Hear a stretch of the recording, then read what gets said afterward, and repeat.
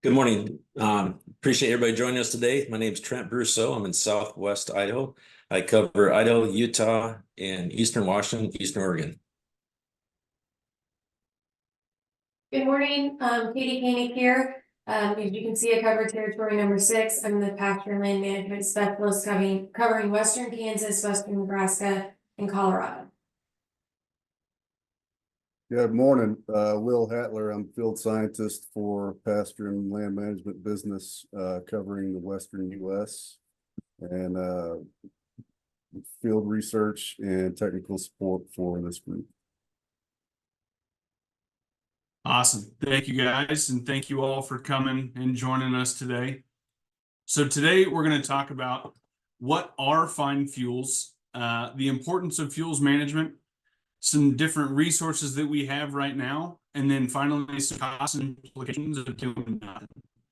So according to the USDA, or the Department of Interior's Forest and Rangelands Division, fine fuels are fast drying fuels, generally with a comparatively high surface area to volume ratio, which are less than 1/4 inch in diameter and have a time lag, or the time it takes for them to dry down to a flash point, of an hour or less.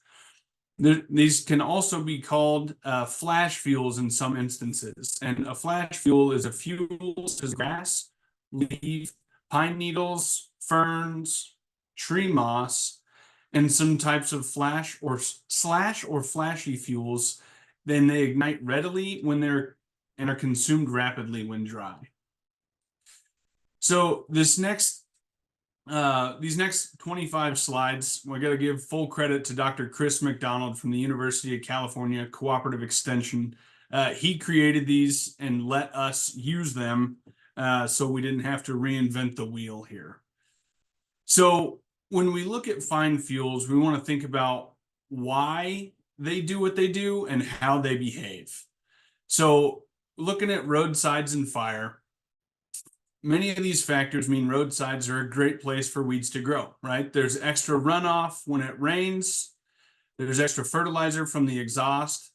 These areas are warmer than the surrounding areas just because of the radiant heat from the roadside. And there's lots of cars and trucks passing by, providing a gentle breeze to help disperse the seeds.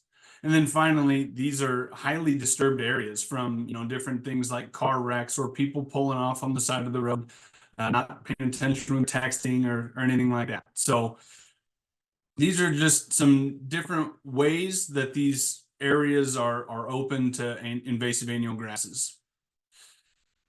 So roadsides and disturbance, right? We're going to go through a couple of different types of factors that make roadside right-of-ways more open to invasive annual grasses. So roadsides are highly disturbed, right?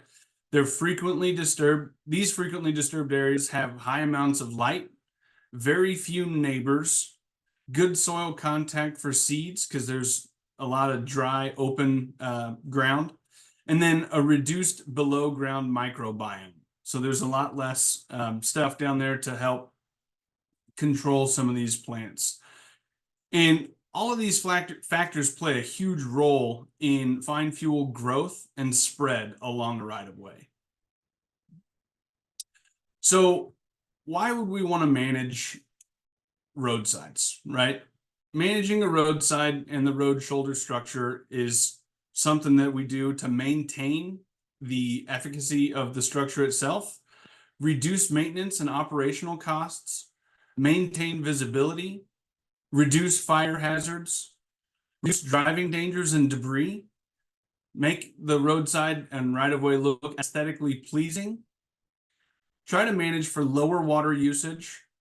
We want to be good managers so that we don't anger the public, because at some point, if you're an applicator or if you are some sort of government agency that's managing these roadsides, we're all public servants or in the service of public servants.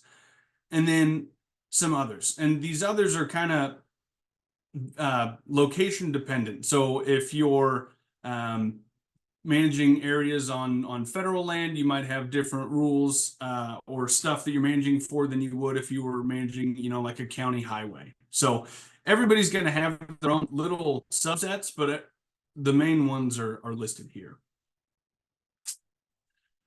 So some species have a competitive advantage in the right-of-way in these highly disturbed soils. And given that roadsides are disturbed and are disturbed often, this provides an environment for only certain types of weeds or grasses to grow. These roadsides are disturbed too frequently for most perennials to grow. Soils are too disturbed for many native wildflowers to thrive because of the constant disruption. Some seeds need shade to grow, and not all seeds can thrive in the full sun. And not all species tolerate mowing at the interval that we mow our right-of-ways. And then finally, the weeds with bulbs or tubers are not likely to disperse well along the roadside, just because you're not going to be able to dig that bulb up and move it as easily as you would, say a cheatgrass seed just blowing down the road. So roadside management favors annuals, annual invasive grasses, or just annual wildflowers. And these factors tend to select for annuals because often our management of roadside select for non-native annual grasses, just in general, because of how we manage our roadsides currently. So given the things we're currently doing, we know we're selecting for annual grasses. Now we're going to talk about how those annual species relate to fires along the right-of-way. So several key components of fires are, fuel size, fuel moisture, fuel load, fuel arrangement, fuel shape, fuel components, and then finally fuel continuity. So starting off with the fuel size. So fuel size is classified by the required time for that fuel to dry, right? So grasses and leaves are usually classified with a 1 hour dry time. And that's the time it takes for that to become cut all the way down to where it's dry enough that it would ignite. Small sticks have a factor of about 10x of the grasses and leaves, so about 10 hours. Larger sticks and branches have about 100-hour dry time. And then big logs have about 1,000-hour dry time. So fuels that are smaller tend to ignite easier than larger fuels, right? So think about if you're camping and you want to start a fire. What are you going to start that fire with? Are you going to try to start with logs, or are you going to start with grasses and leaves to help build that fire? So thinking about fuel moisture, we're going to think about fuels that are dry, ignite and burn easier. So we're going to think about two different types, right? The dry season and the rainy season. Well, obviously in the rainy season, a lot of stuff is going to dry slower than in the dry season. So fuel moisture is related to the size, and we know that smaller fuels dry out quicker, but we also know from a couple of slides ago that roadsides can be warmer and drier than surrounding areas. So smaller fuels drying out quicker, as mentioned before. Not only are the roadsides wetter during the rainy season because of the rain from the roadside or the road going into the roadside, we also know that those surfaces can be drier and hotter during the dry season because of the radiant heat coming from the road. So we're going to think about the fuel load. So how much of the fuel can be burned? More fuel will create a larger and more intense fire. It's kind of obvious, right? But which side of this road do you think is going to be more likely to burn? All right, we're going to get into that.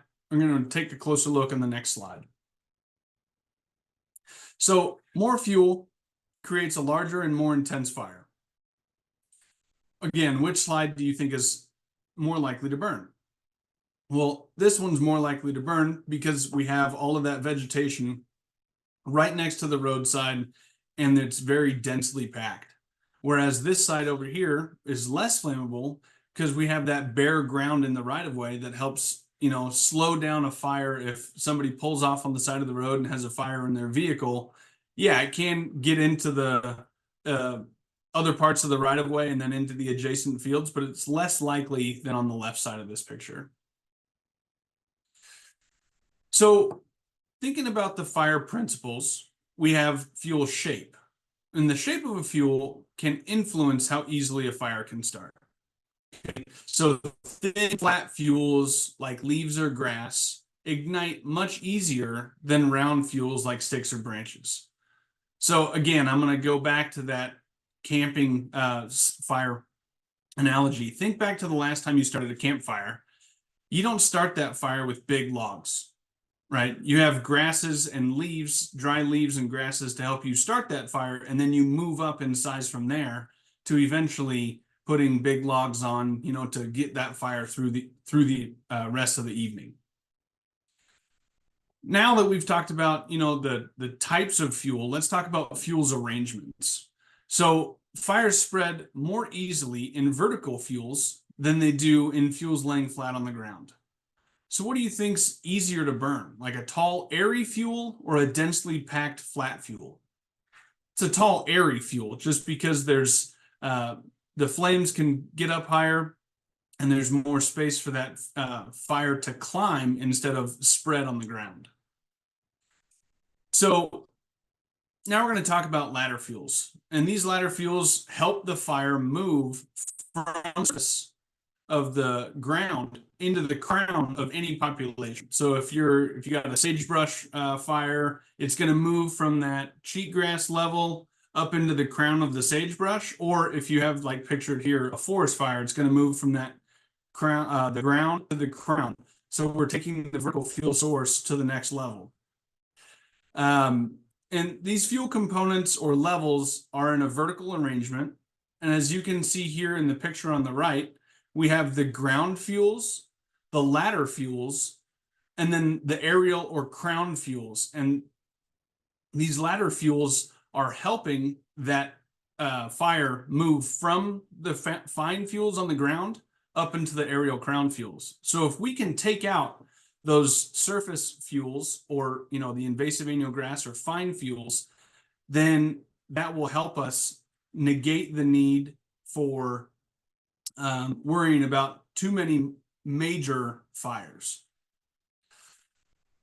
So thinking about the fuel size, smaller fuels spread embers more easily.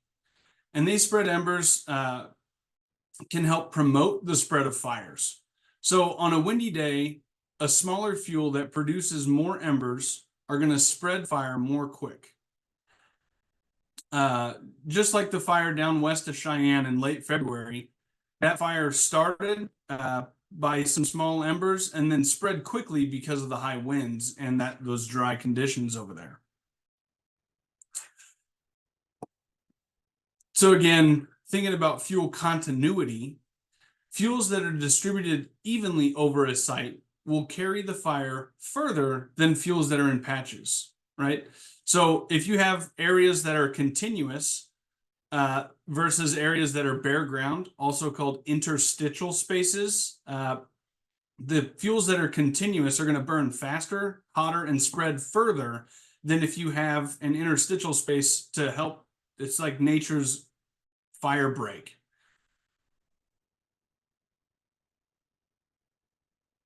So some of the bad news, right? Fuel size, fuel moisture, fuel load, fuel arrangement, fuel shape, fuel component, and fuel continuity all are helping to increase the amount of annual grasses on the roadsides, which increases the likelihood of a fire starting and spreading on the roadside. Annual grasses are one of the most ignitable and flammable vegetation types that can occur on a roadside.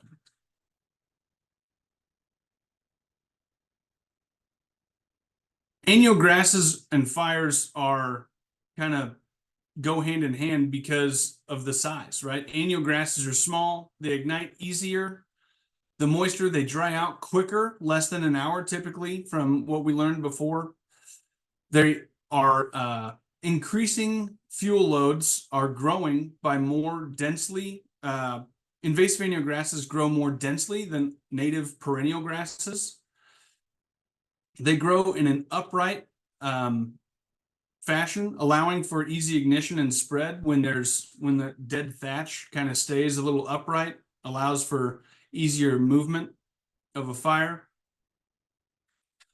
Also by the shape, right? The leaves are flat and thin, allowing for easy ignition and spread.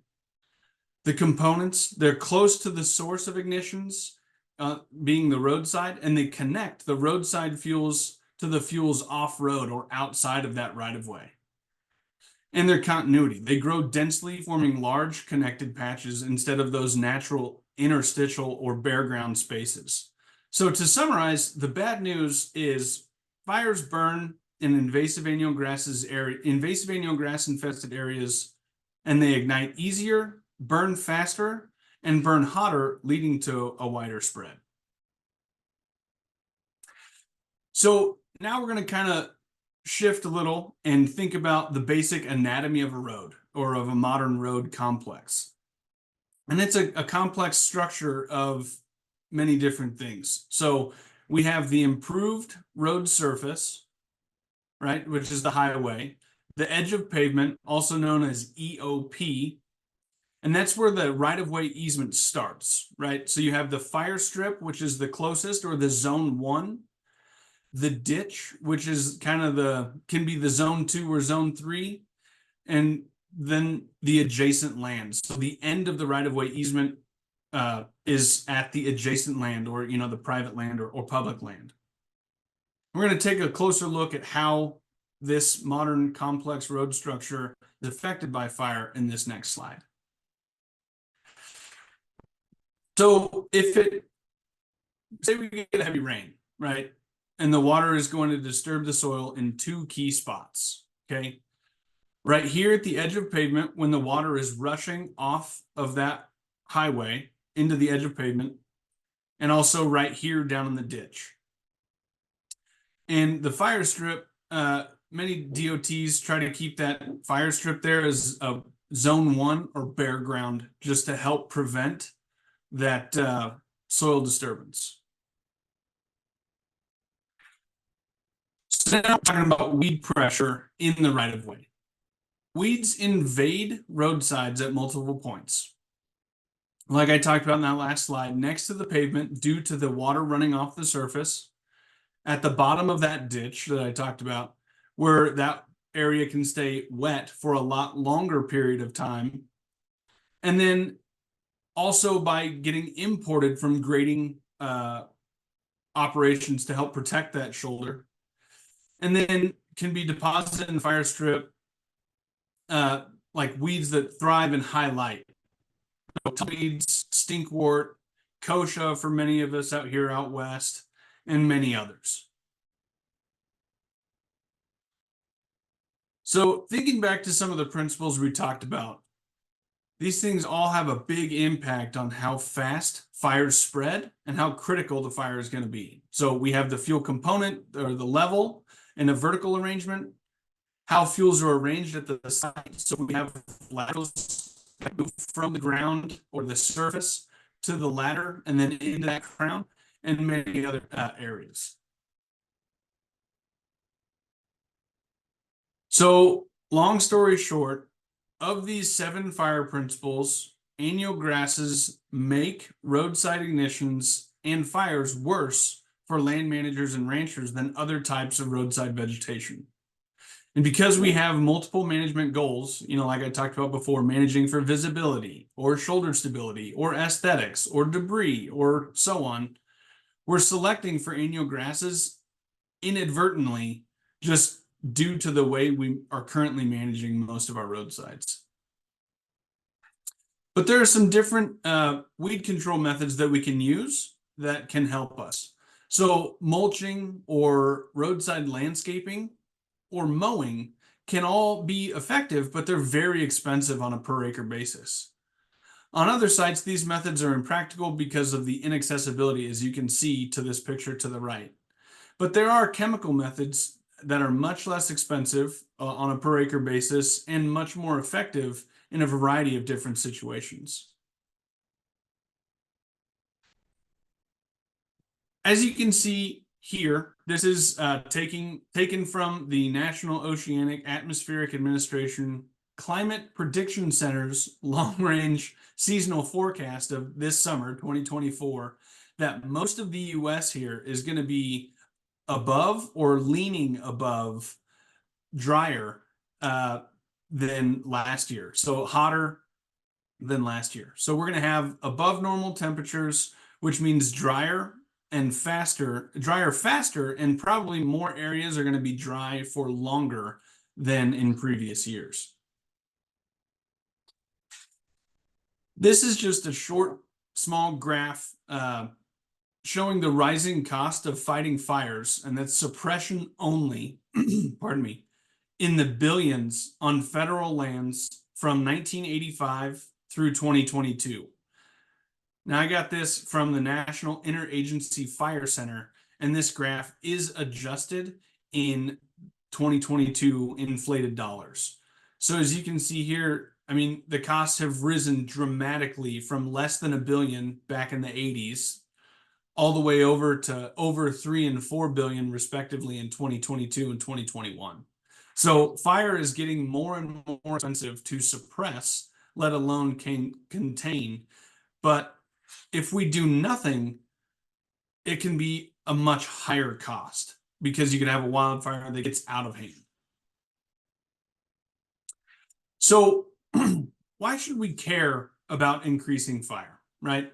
Both fire frequency and fire severity are continuing to increase. Property damage is increasing. And then the increase of costs for, everyone from the federal level all the way down to the state and local level is increasing. And we also are losing much of our grazing grass and habitat for wildlife. So the costs are not only financially, but as well as ecologically are continuing to increase. Here's just a short look of how fire is causing more problems in areas that are not forests or on the rangeland, right? So we have 3 different headlines from areas, 2 of them from California, 1 of them from Hawaii. Insurers such as State Farm and Allstate are leaving fire and flood-prone areas, and home values can take a hit. Fire-prone California homeowners are left behind as insurance companies drop coverage. And then we all heard about the Maui fire and how, I'm not sure, I didn't realize this and invasive plants caused the Maui fires to rage, and how they played such a crucial role in that. So fire is not only affecting us as ranchers, land managers out here in the prairie and in the forest, but it's affecting people in, urban areas as well. So now we're going to take a look at 3 different drought monitors, and this is from UNL. And looking back at 2022, we can see that most everything west of the Mississippi is in some sort of a drought, be it all the way from extreme drought all the way down to, abnormally dry. I'm just going to kind of pause here and let you guys kind of find your area on the map and take a look at what portion, what kind of drought you're in. And as I pause here, I want to remind everybody that there's a question and answer portion. So if you have any questions, please feel free to use that. I apologize. I should have said that about 20 minutes ago when I started my presentation, but please feel free to use that question and answer portion. Now let's take a look at 2023, so last year, right? Last year, about the same time, February, a lot of the West is still in a drought, but there are some areas that are kind of coming out of the drought. Now take a look at February of this year, just a couple months ago. Much of the areas that in 2022 and 2023 were in a pretty severe drought, much more of the West is in less of a drought. So this is a good thing, right? Well, we'll take a look at some opportunities that we can gain from this here. So less drought doesn't necessarily mean less fine fuel, right? We kind of have the good, the bad, and the horrible here. So the good is less drought equals more moisture for our native plants and all of our rangeland and area that we want to have moisture. And then we kind of have the bad where more moisture means more fuels. So if we don't do anything, more fuels is more invasive annual grass, which can be more fine fuels. And then the horrible, more fine fuels can spell disaster for fire unless we control those fine fuels that are invasive, right? So now what are some options? Well, we have some options to control fine fuels, and I'll talk about those here right now. So as some of you may have seen this in previous presentations, Trent, who you guys met earlier today, had some projects over in Salmon, Idaho, that had invasive annual grasses that were taken over areas, and they applied Milestone at 5 ounces to the acre plus Plateau at 6 ounces to the acre. And as you can see here, 2 years later, there's nothing but native bunch grasses, perennial forbs, and sage brush, pardon me. So when we do that, here's another picture from that same type of area. These untreated areas have that dense invasive annual grass infested bunches that is a continuous fuel source, versus the picture on the right where you can see those bare ground areas with the native bunch grasses that have that bare or interstitial space.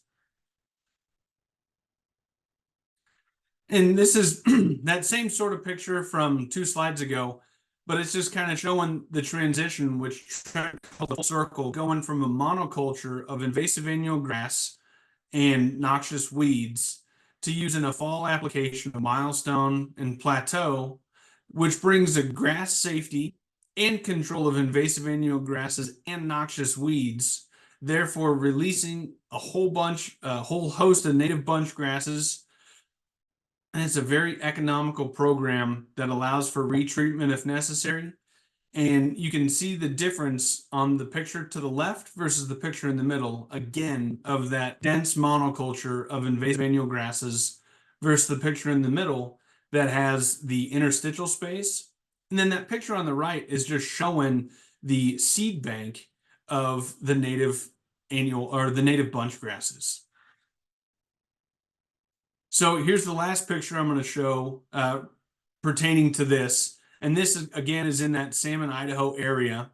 And after a documented fire here, there's proof from that Trent had received from the Idaho Fish and Game of a whole bunch of animals eating the grasses above that treatment line. And again, that was treated with Milestone and Plateau at 5 and 6 ounces respectively. And very less animals were eating below that treatment line. Trent, is there anything you'd like to add here? Yes, Mike, and I apologize. I'm gonna keep my video off because where I'm at today, my reception is slowing down my visibility here. So really, Mike's done a good job of showing different scenarios on a roadside on managing fire fields. And in this site here, going back to what Mike said, there was multiple reasons for looking at a landscape application out here, not only just for reducing the fire fields, but improving the habitat for the wildlife and at the same time for the public. And what you don't see in this picture below this is a road for the public to use for private land and for public land. And in this scenario, you know, they have to put a buffer between what there's the Salmon River up the mountain here. So when you're thinking of areas where you sometimes can't go in there with a pesticide program, you also got to be thinking about how can I help the bigger picture. And in this scenario, you can see if a fire did happen at the bottom towards the road, you know, as it would burn up this mountain, you would get into an area where there's a lot less fuel for that fire to continue and be more manageable and more of a mosaic burn. So there's multiple reasons that a person may look at reducing their fire fields. Sometimes we have to work with a buffer, but what can we do past that buffer? And I think this picture really shows the difference. So thank you, Mike. Yep. Thank you, Trent. So again, thinking about taking out invasive annual grass, a lot of people are using or had been using chemistries like Plateau by itself. Well, when you only focus on one problem, you tend to turn your back on another. So this area was treated, quite a while ago. I was still in high school when this was treated back in 2009, but it was treated with 8 ounces of Plateau by itself, right? And in May of 2010, this area had a whole host of Russian knapweed and Canada thistle that came back. So you don't want to just turn your back on the invasive noxious weed portion when you're talking about treating for invasive annual grass. You want to do something, use a treatment that can take care of both. So now we're going to talk about some literature that we have that can help you guys, think about this when talking about your land. So we have 2 new pieces here. One of them's newer than the other, but we have this invasive annual grass literature piece for the Western rangeland, talking about invasive annual grasses and broadleaf control. And we have one for Milestone that is kind of focused on federal grounds. And then we have one for High Noon that's focused on, any other ground where you might not be restricted when using different herbicides or active ingredients. So if you want one of these, get a hold of me, get a hold of Katie or Trent or your territory manager, and we would be glad to share these with you. And also, we have this one, and this is a great literature piece covering a wide range of topics from which chemistries work best in prairie and grasslands to which forbs are tolerant to aminopyrrolid. This one also has a large section centered around herbaceous weed control on the prairie. So again, if you don't have this or you want another copy of it, we can, Katie, Trent, or myself, we can definitely get you a copy of this Integrating Herbicide and Prairie and Grassland Management Tech Guide. So we can get that to you if you need it. Give us a shout. Finally, I want to direct everyone here to our fire-focused portion of our vegetation management website. This website has sections dedicated to fire prevention and mitigation, annual grasses and fire, as well as some fire restoration. And there's some really nice tech sheets on here, as well as some videos highlighting some of the benefits of managing invasive annual grasses, as well as restoring your landscape on a landscape scale. So again, my name is Mike Otto, Montana, Wyoming, Western Dakotas. I want to thank Katie and Trent, as well as Will, for joining us, and all of you folks. And thank you guys for joining us today. And if there are any questions, we would love to take some questions now.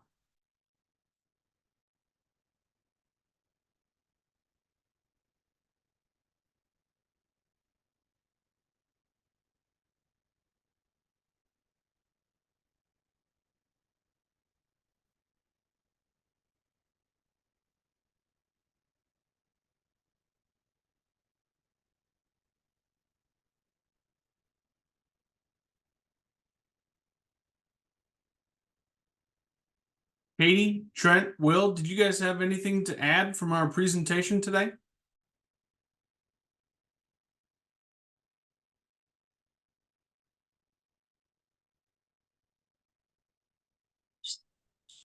Mike, I think you did a good job with hitting some of the highlights here. And I guess the one thing that I am focused on, I'm hearing from customers as we're going into the spray season, we are sitting with good moisture this year. So we're going to take advantage.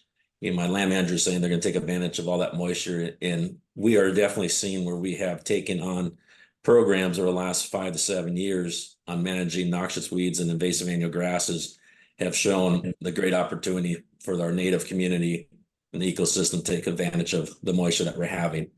So definitely these are the years that we win.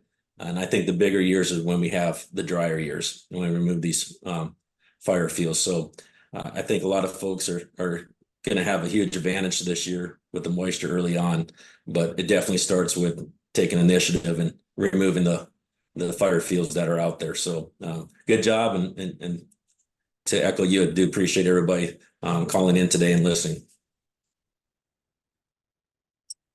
Hey, Mike, someone would like for you to go back to the QR code so they can rescan. Yeah, no problem.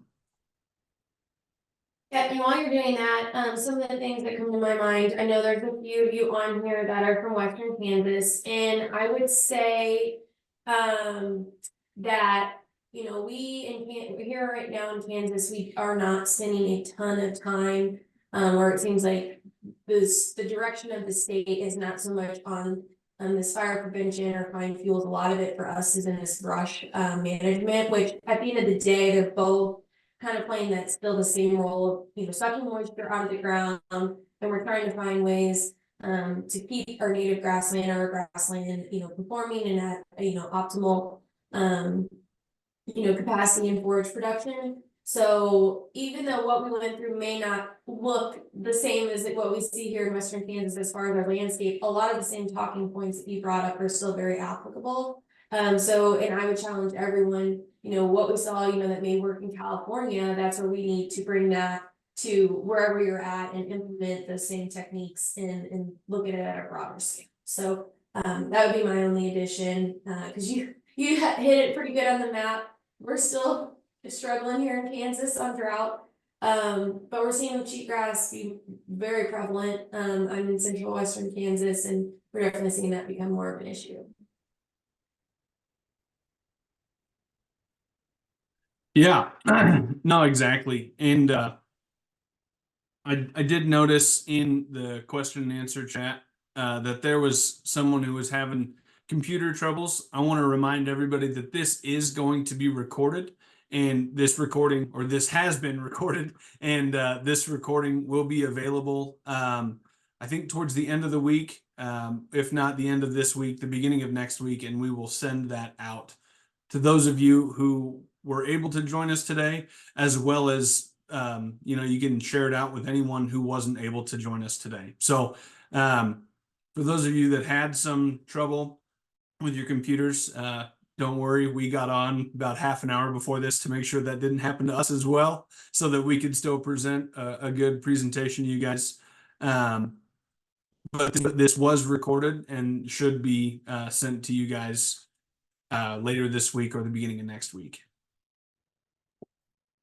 We did get another question in here. It says, have you seen an increase in the use of herbicides as fire line creators for RX burns for wildfires and fine fuels based areas? Trent, I'm going to pass this one to you, as I just started my territory about 18 months ago, and I haven't had very much experience with this on my end. So Trent, what do you think on that one? Yeah, I mean, it's a good question. From what I've seen dealing with the public lands, there's different management tools that are getting used, not just from herbicides. You see also a controlled grazing is getting also used in the, you know, some areas the BLM have a 300-foot buffer along the roads. So they are using different tools that are available to them and determining which one is really the long-term direction that they want to focus on. So definitely when it comes to what is effective immediately and what's going to change the landscape is to determine in a big outside those controlled areas that they're doing along the road. So, but definitely seeing multiple tools being looked at by different land managers. Will, do you have anything to add on that? I know there has been some work, I think, has been done about using herbicides and shaded fuel breaks. I didn't know if you had heard anything about or done anything with that. Yeah, so I would say it's increasing. There's been reluctance to use herbicides in some parts of the country on certain landscapes, but as we're getting these more devastating fires, I think the openness to look at all the options is increasing. And so we've got ongoing projects looking at herbicide use and shaded fuel breaks in Oregon and California. probably expand into other areas, but universities are doing a lot of work to show the utility of herbicides and how to lengthen the treatment effect of a mechanical treatment, for instance. So if you go in with a mechanical treatment, herbicides on the back end of that can sometimes increase efficiency and return on investment, et cetera. So yeah, I'd say it's increasing. And we're trying to create more data to facilitate that. Okay, sweet. Yeah, thank you. And then Trent, if I saw Miss Diane Schultz made a comment in the question and answer portion, if you'd like to, kind of talk about that and the moose fire, which happened, kind of right after some of those pictures that I had put up. Right. And can our participants speak too, Mike? I can't remember. I don't think so. Okay. So, I mean, I was going to say Diane could add some more to this too, but what we've seen in that moose fire a couple of years ago is the unfortunate of the fire being started by humans, but it did jump the river and did go into some of the first applications that were done, I believe 4 years before the moose fire started up in that North Salmon country. And it was very fortunate. That was one of the things that some of the folks at the Forest Service, when they did their first project, was looking at managing the fire fields for prescribed burns.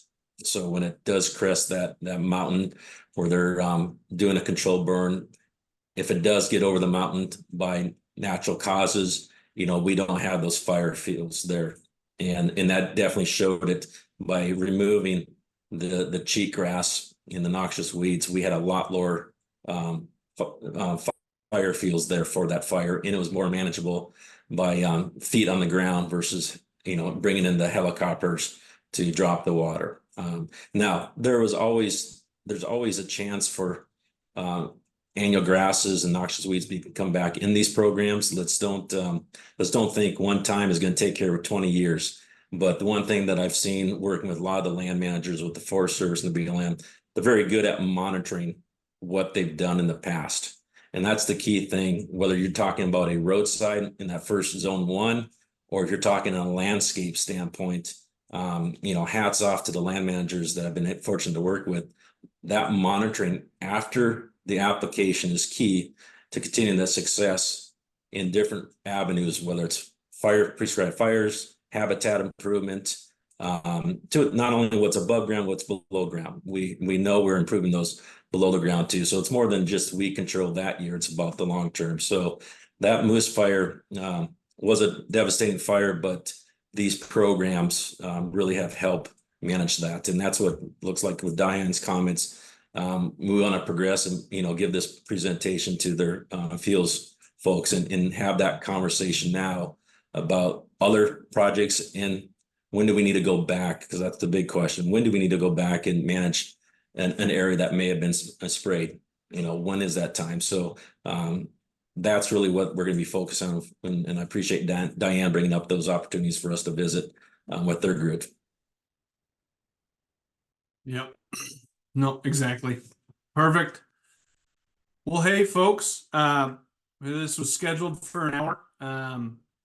Went a little shorter than scheduled, but I don't think anyone ever complains about a webinar or a training going a little short. So again, just on behalf of myself and my coworkers here, I really want to thank you guys for taking the time out of your day to hop on this learning lounge and learn with us about fire and fine fuels and fuels reduction. You can look forward to this being recorded and getting sent out again later this week or early next week. And if you guys have any questions about anything, feel free to reach out to myself or your territory manager, and we'll do our best to answer that. So again, thank you guys for your time, and hope you guys have a good rest of your week. Stay safe. Thanks.